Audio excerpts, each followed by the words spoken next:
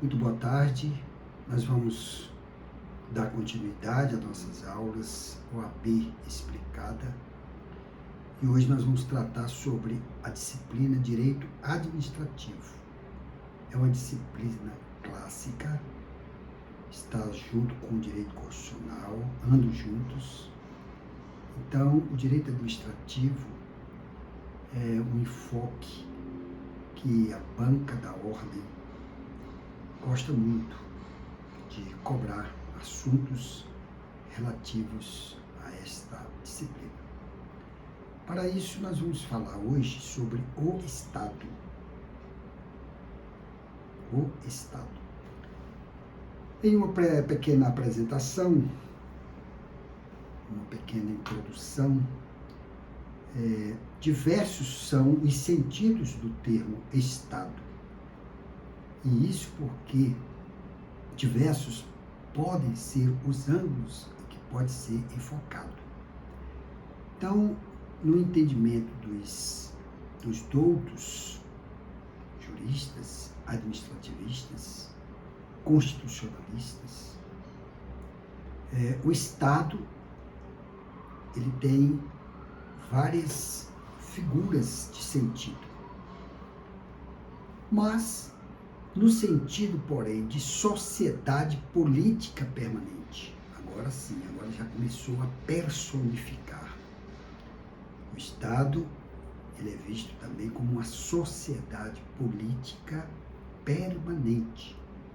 Ou seja, que há uma perenidade nos seus tempos.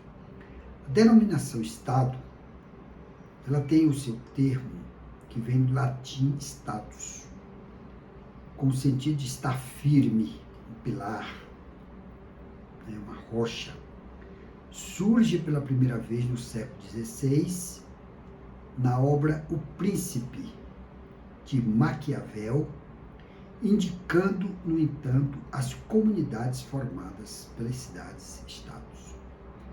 Então, nessa obra O Príncipe, vai conceituar ali algumas informações primeiras sob o comando de Maquiavel.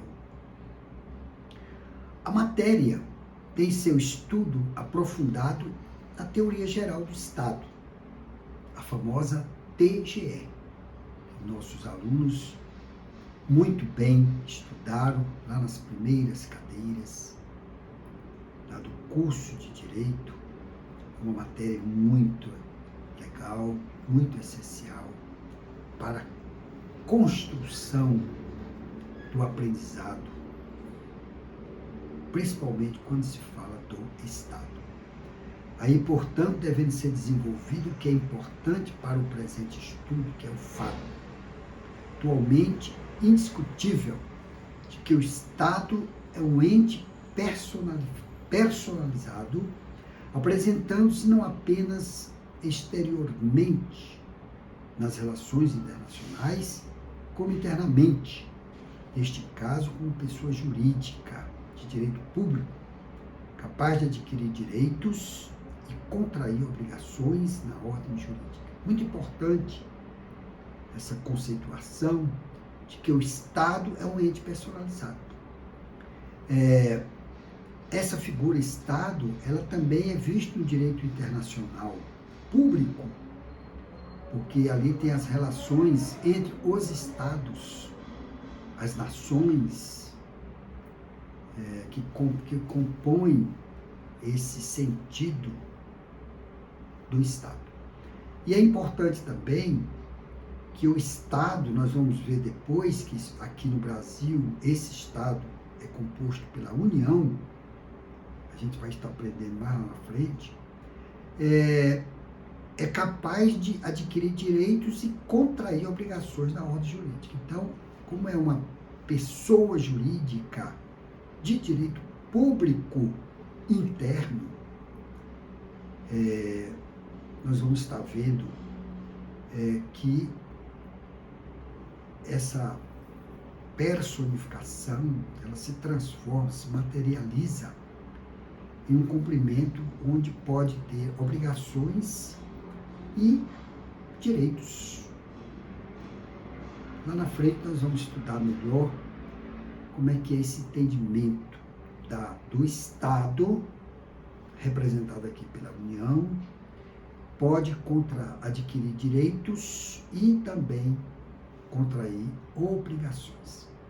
Por fim, nosso regime federativo, por consequência, todos os componentes da federação materializam o Estado, cada um deles atuando dentro dos limites de competência traçados pela Constituição Federal. Como é que nós vamos entender esse enfoque? É que o Brasil é composto pelo federalismo. E dentro do federalismo nós temos os componentes dessa federação, que se materializam nos entes federativos. Quem são os entes federativos? Nós já falamos isso nas aulas anteriores. É a União, os estados, o Distrito Federal e os municípios. Vamos falar agora sobre os poderes e funções do direito administrativo. Compõe-se o Estado de poderes. Sim, como nós já vimos, o poder constituído aqui no Estado, ele detém poderes constituídos. Então, isso se materializam que os poderes de Estado, como estruturas internas destinadas à execução de certas funções, foram concebidas por Montesquieu em sua obra clássica O Espírito das Leis, em Paris, 1748. Pregando o grande filósofo com notável sensibilidade política para a época do século XVIII, que entre eles deveriam haver necessário equilíbrio de forma a ser evitada a supremacia de qualquer deles sobre o outro. Que o nosso filósofo Montesquieu, na época da sua publicação da sua obra clássica, O Espírito das Leis, quis dizer é que dentre os poderes tem que haver um equilíbrio desses poderes. Por quê? Porque se não houver esse equilíbrio, essa harmonização, há um desequilíbrio total. Por quê? Porque um vai querer ser maior do que o outro. Isso não pode existir. Jamais. Isso não pode existir. Os poderes de Estado estão expressos na Constituição Federal de 1988, no seu artigo 2º. Exatamente. Lá, no artigo 2º da Constituição Federal, lá diz que os poderes da União serão constituídos pelo Poder Legislativo, o Poder Judiciário e o Poder Executivo. Mas eles têm que ser harmônicos e tem que ter esse equilíbrio de forças para que não haja uma usurpação de um poder sobre o outro. A cada um dos poderes de Estado foi atribuída determinada função. Todos os poderes, tanto o legislativo, o executivo e o judiciário, eles são compostos de funções. Que tipo de funções? É o que nós vamos começar a estudar, né, essencialmente. O poder legislativo, a função normativa ou legislativa é atribuída ao Poder Legislativo. Está nos artigos 51 e 52 da Constituição Federal. O que é isso? As competências. Competência da Câmara dos Deputados e a competência do Senado Federal. Então, nesses dois artigos, quando você, minha aluna, e meu aluno for estudar, você atribua essas competências a essa função normativa, que é voltada para o poder legislativo. Agora vamos trabalhar com o poder executivo. O executivo tem uma função precípua administrativa. Então, o poder executivo, nós vamos ver mais lá na frente, ele tem, além da função típica, que é administrar, executar, a parte administrativa do Estado, né, da União, tem outras peculiaridades que nós vamos estar já aprendendo. E temos o poder judiciário, que a sua função principal é a jurisdicional. Isso está lá no artigo 92 da Constituição Federal até o artigo 125 da Constituição Federal. Algumas peculiaridades nós vamos estar aqui tecendo. Por exemplo, o legislativo, além da função normativa, legislativa, exerce a função jurisdicional. O legislativo exercendo a função jurisdicional, sinal amarelo. Sim, por que não? Está na Constituição Federal. Então, o legislativo, além da função normativa, exerce a função jurisdicional quando o Senado Federal processa e julga o presidente da República nos crimes de responsabilidade, ou os ministros de Estado, ou os ministros, né, da Marinha, da Aeronáutica, do Exército, os ministros do Supremo Tribunal Federal, pelos mesmos crimes. Que tipo de crime? Crime de responsabilidade.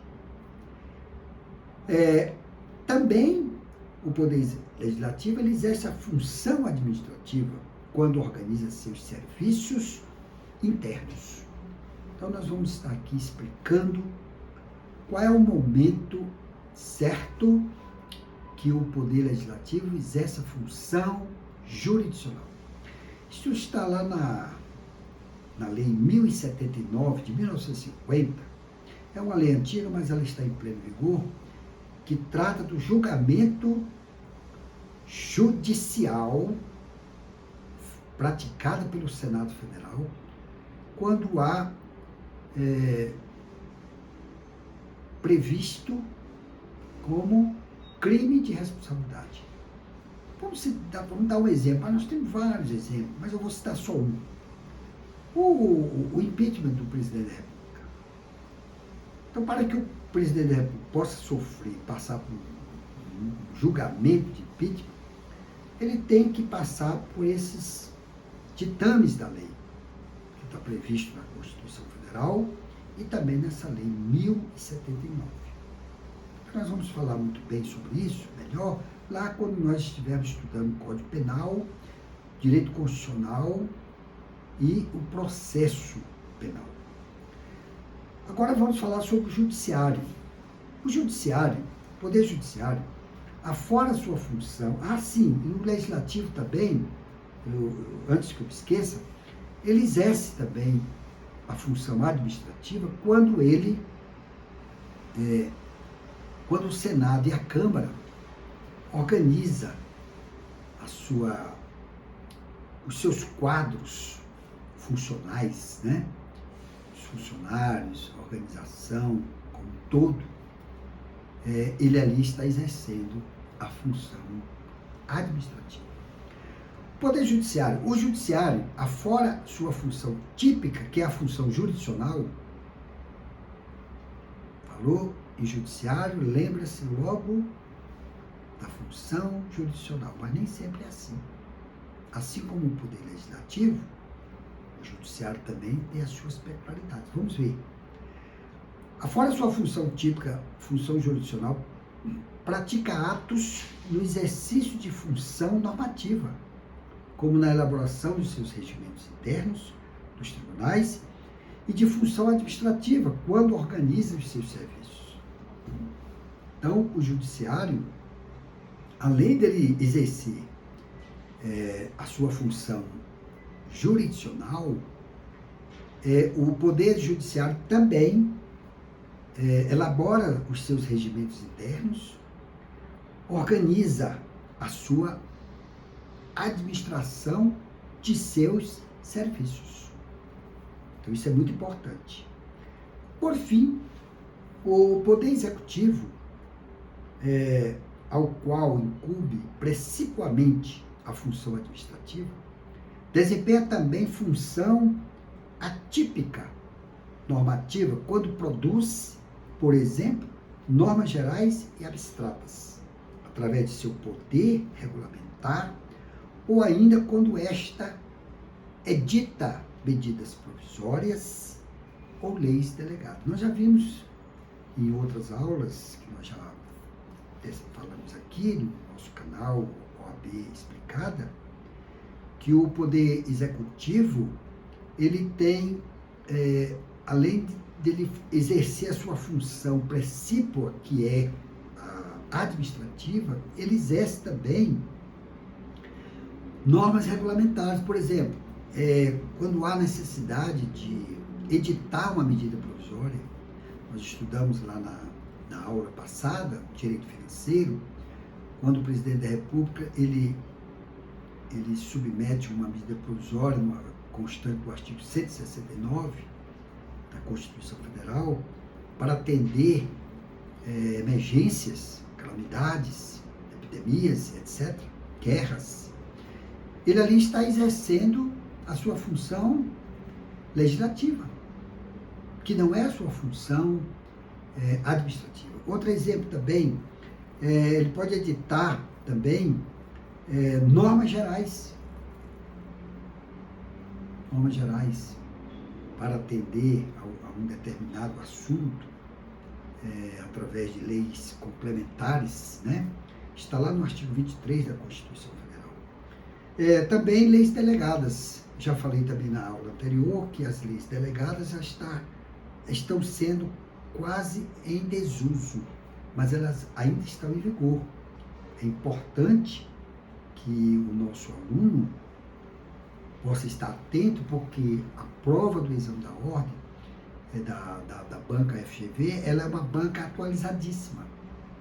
E ela não descarta, nos exames da ordem, ela não descarta uma questão sobre leis delegadas. Pode ser. É difícil cobrar essa questão? Mas pode cobrar. Então o nosso aluno, ele vai estudar as leis delegadas, a sua finalidade, o seu objeto. Quem é a autoridade legitimada para editar uma lei delegada? E assim sucessivamente. Agora vamos tratar sobre a função administrativa.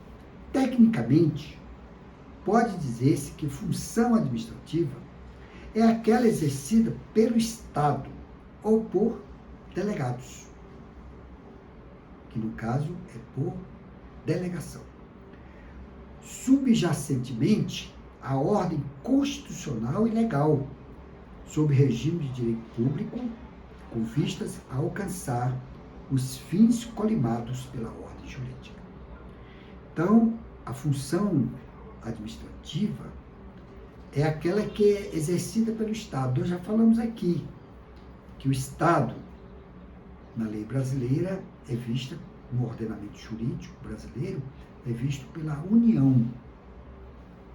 E tem as delegações, né? Que a União delega através de cooperação, delegação, com os outros entes, que são os estados, o Distrito Federal e os municípios. O conceito tem por base o firmado por o administrativista Aricê Moacir Amaral Santos, no precioso trabalho Função Administrativa, no qual, aliás, detalha as opiniões de vários publicistas a respeito do tema. Então, esse autor, professor, ele traz no seu trabalho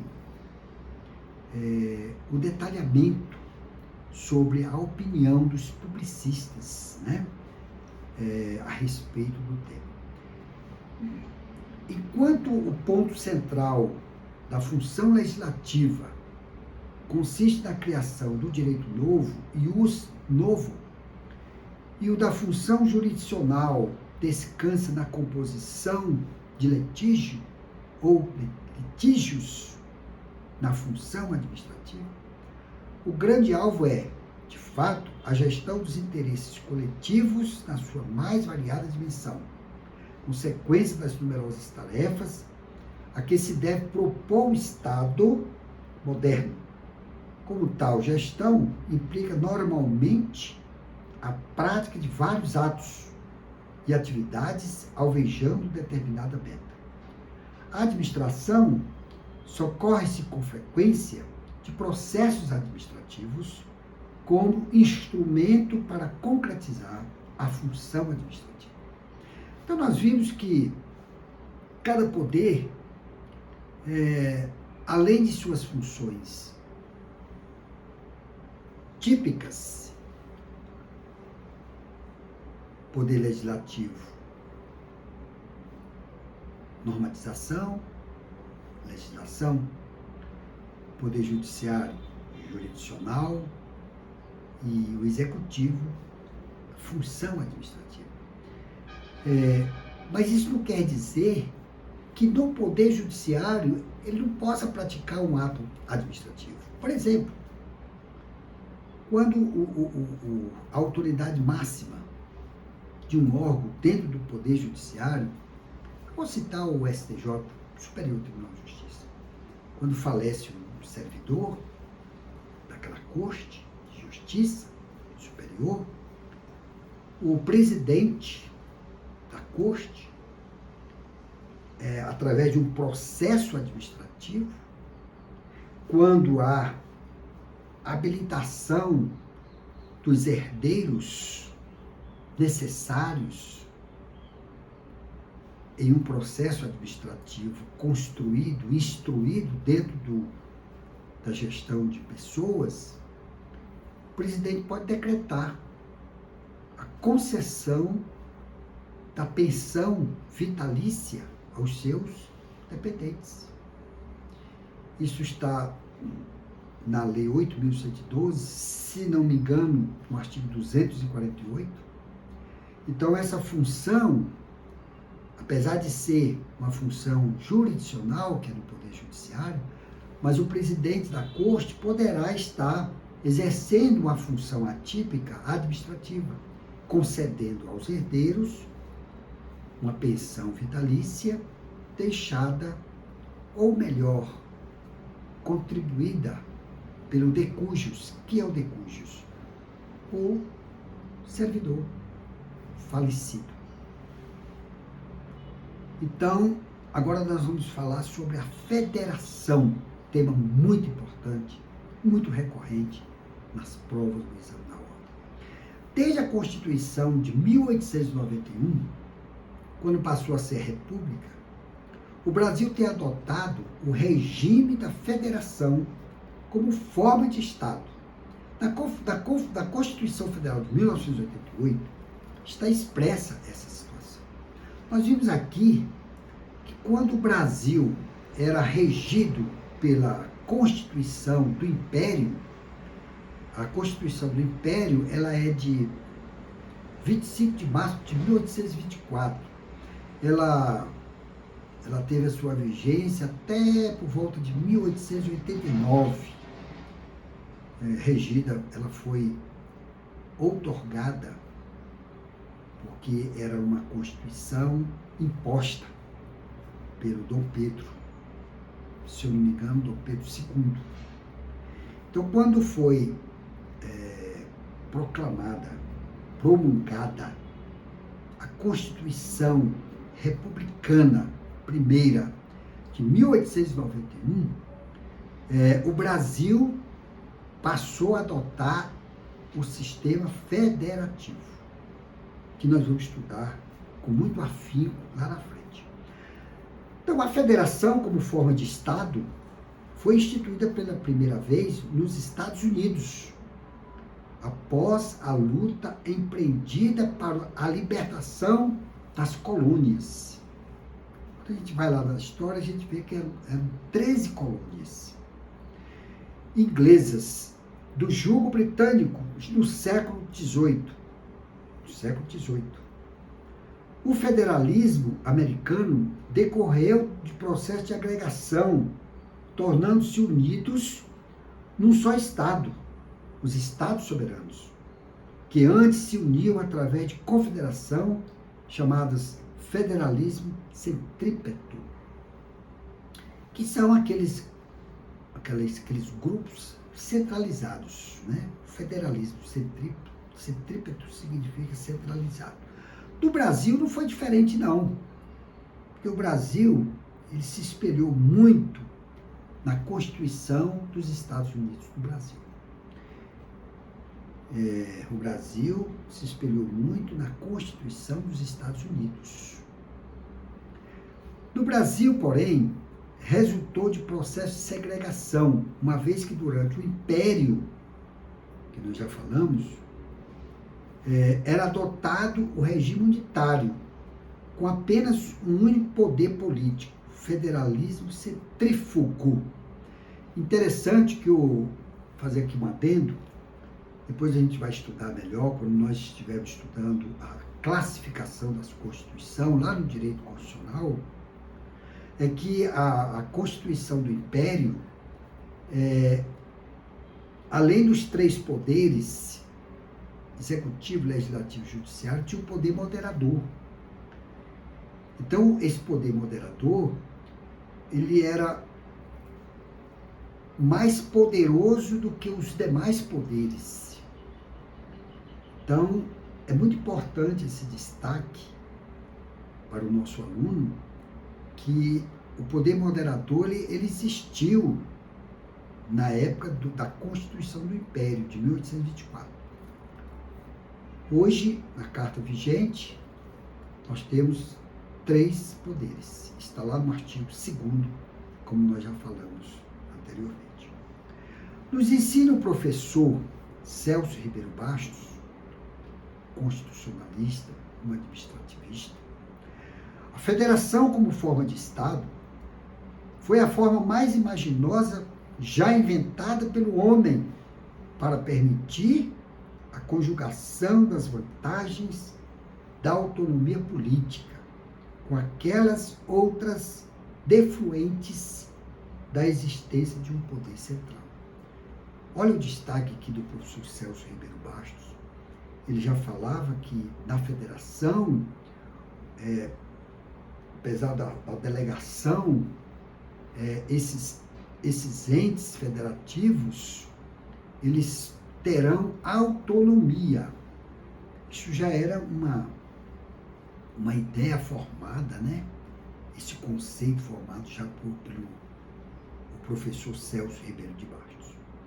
Agora vamos falar sobre algumas características muito importantes para o destaque da nossa disciplina de hoje.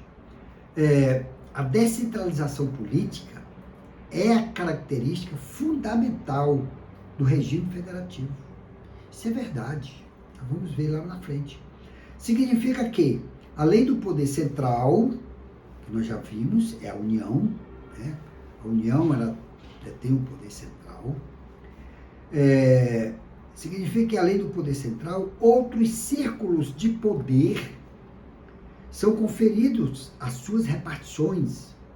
No Brasil, há 3 círculos de poder, todos dotados de autonomia, o que permite às entidades componentes a escolha de seus próprios dirigentes. Compõe a Federação Brasileira a União Federal, os estados, os municípios e o Distrito Federal. É importante ser destacado aqui a descentralização política.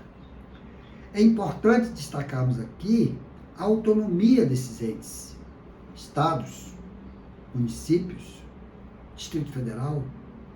É importante destacar aqui que os estados, eles, e o Distrito Federal e os municípios detêm de seus próprios dirigentes. Nos estados nós temos o governador, temos a classe política.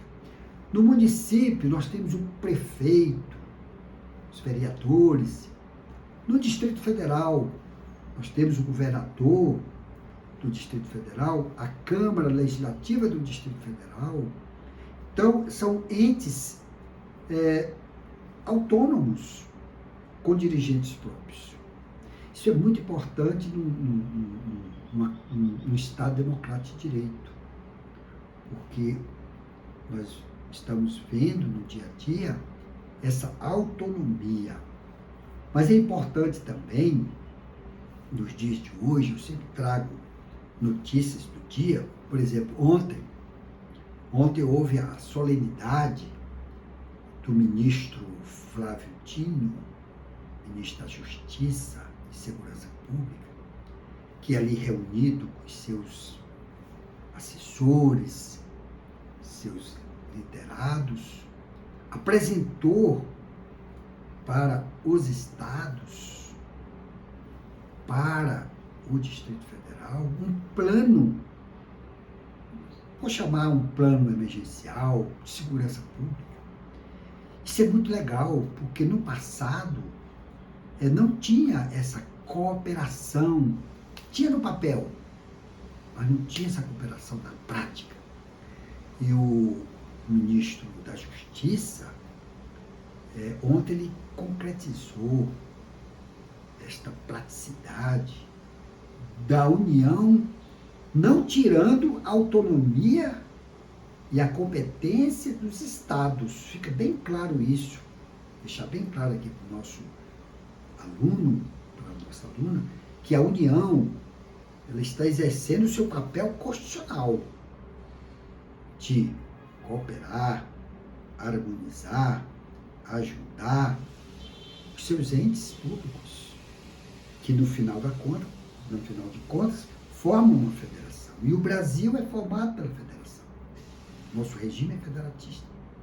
Então, o ato institucional realizado ontem pelo ministro Flávio Dino foi um ato prático, onde os governadores, a partir de agora, não importa se é governador da direita, do centro, etc., da esquerda, não importa. O que importa é que a União, ela está, a partir desse plano, que eu vou chamar aqui um plano emergencial de segurança pública, já está vigorando na prática. Os estados não vão se sentirem órfãos, os municípios não vão se sentirem órfãos, e nem o Distrito Federal vai se sentir órfão nessa área de segurança pública, que tanto precisa da União, principalmente inteligência, equipamento e o principal, recursos, dinheiro. Eu quero aqui parabenizar, esse ato histórico do ministro Flávio Dino e sua equipe.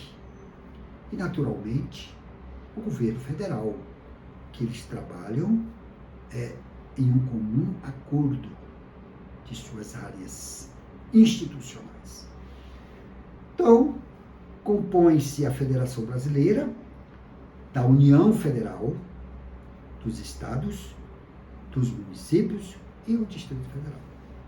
Eu trouxe um exemplo de uma ação colocada em prática ontem, através do Ministério da Justiça e Segurança Pública. Outras características são a participação da vontade dos estados na vontade nacional, representados no Senado Federal, e o poder de autoconstituição, conferido de forma expressa aos estados, de modo a permitir serem regidos também por suas próprias constituições. Os municípios, por sua vez, saíram bastante fortalecidos na Carta vigente, embora não se lhes tivesse permitido ter uma Constituição sob o aspecto formal. Admitiu-se fossem regidos por lei orgânica. de efeitos assemelhados aos que decorrem da Constituição. Olha que espetacular, o Constituinte originário pensou na formalidade desses entes. Para os estados, tem-se as constituições dos seus estados. Cada estado pode ter a sua constituição. Para os municípios e o Distrito Federal, por que o Distrito Federal não tem sua própria Constituição? Porque a Constituição assim determina que sejam regidas por lei orgânicas. E leis orgânicas são leis formais que atendem à necessidade desses entes. Depois nós vamos estudar paulatinamente, isso está lá nos artigos 25, 29, 30, 32 da Constituição Federal. E é importante falar desse tópico que os municípios, após a promulgação da Constituição Federal de 88, os municípios eles foram fortificados com esses normativos. Por quê? Porque eles podem fazer uma lei orgânica que atenda às suas necessidades locais, sem depender de outras leis. Isso é muito bom, isso é muito legal para o município, principalmente para os seus administradores, para os seus gestores, de uma forma autônoma, independente. Agora vamos falar um pouco da autonomia. Isso é muito cobrado na prova do exame da ordem. Autonomia. A Constituição Federal deixou registrado expressamente que os entes que compõem a Federação Brasileira são dotados de autonomia. Isso é fato. Isso nós já falamos em outras aulas, falamos na disciplina de Direito Constitucional, falamos agora que esses entes, eles são autônomos. Eles gozam de autonomia. Mas o que é autonomia? Autonomia, no seu sentido técnico-político, significa ter a entidade integrante da federação capacidade de auto-organização, autogoverno e auto-administrativo. Então, autonomia, dentro de um conceito trazido pelo nosso autor, que eu vou já falar, o nosso autor do livro Direito Administrativo, ele diz que autonomia, no seu sentido técnico-político, significa ter a entidade integrante da federação capacidade de auto-organização, de autogoverno e auto-administração. Tá bom. Então, auto-organização, o que vem a ser isso? É a entidade que pode criar seu diploma constitutivo, que é o que eu acabei de dizer. A União tem a Constituição Federal, a nível nacional, os estados podem normatizar através de suas constituições estaduais, os municípios e o Distrito Federal podem reger sobre leis orgânicas. Então, isso é auto-organização. O autogoverno significa dizer que ele pode organizar o seu governo e eleger seus dirigentes de forma plena. O município elege o prefeito, o Estado elege o governador, a União, juntamente com os entes federativos, elege o presidente da República para governar toda a nação. É importante frisar isso, porque quando o presidente da República de um determinado partido há uma disputa de votos, chama-se sufrágio, né? Há uma disputa de votos, o melhor, o mais votado foi eleito, não importa os turnos, se foi primeiro ou segundo turno, o importante é o resultado, a proclamação pelo Tribunal Superior Eleitoral que ele foi eleito. Então ele agora já não é mais presidente de um determinado segmento. Agora ele é presidente nacional. Ele é presidente da República, ele vai representar toda a população pelo voto assim constituído. Então chama-se autogoverno. Da mesma forma o governador, da mesma forma o prefeito, da mesma forma os seus representantes do povo, deputado, federal, estadual, vereador, assembleias, etc. e etc. Por último, a autoadministração. Pode ela organizar seus próprios serviços. Nós já vimos isso. O Senado Federal, artigo 52, nós vimos que ele pode também, além de exercer a função legislativa, normativa, ele pode organizar seus quadros de funcionários. Nós vimos também o judiciário, que ele pode, além de exercer a função jurisdicional, ele pode, o presidente da corte, ele pode conceder, através de um processo administrativo, uma pensão vitalícia aos herdeiros, né, do servidor. Da mesma forma, o outro poder, o executivo, ele pode editar uma medida provisória, ele pode, através de seus atos constitucionais, recrutar pessoas para ir à guerra. Isso está lá no artigo 84 e assim sucessivamente. Portanto, poder-se-á, assim, considerar a administração pública, vamos colocar aqui o A maiúsculo e o P maiúsculo, para destacar a administração pública. Depois nós vamos estar estudando o que vem a ser a administração pública, que está plasmado na Constituição Federal, né? Principalmente lá no artigo 37, explicitamente, no sentido geral. Nós temos a administração pública aqui no sentido geral, que serve para todos os entes, considerando-se todos os aparelhos administrativos de todas as entidades federativas num sentido específico, abrangendo cada pessoa da federação tomada isoladamente. Então nós falamos aqui hoje na nossa aula inaugural, primeira aula de Direito Administrativo, sobre vários tópicos. São tópicos importantes na preparação do nosso candidato à Ordem dos Advogados do Brasil.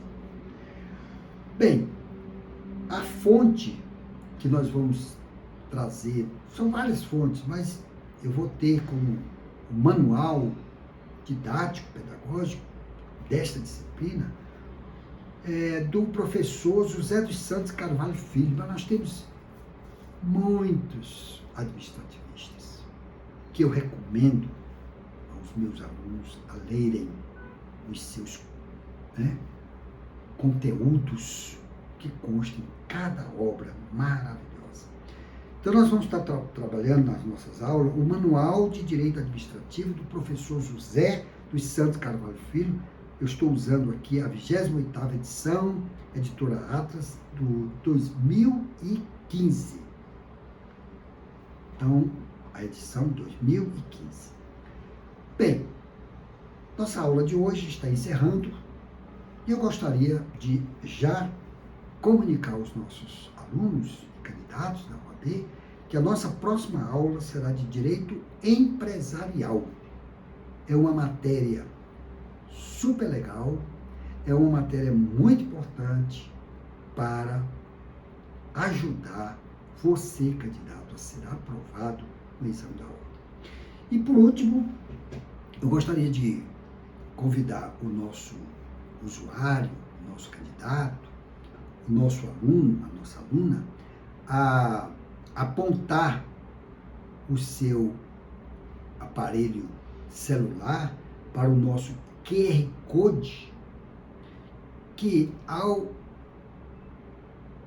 apontar o seu celular para o nosso QR Code, vai direcionar você lá para os nossos endereços.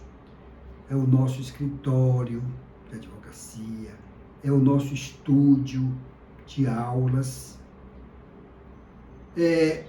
os nossos serviços colocados à disposição do nosso aluno, da nossa aluna, para o exame da ordem.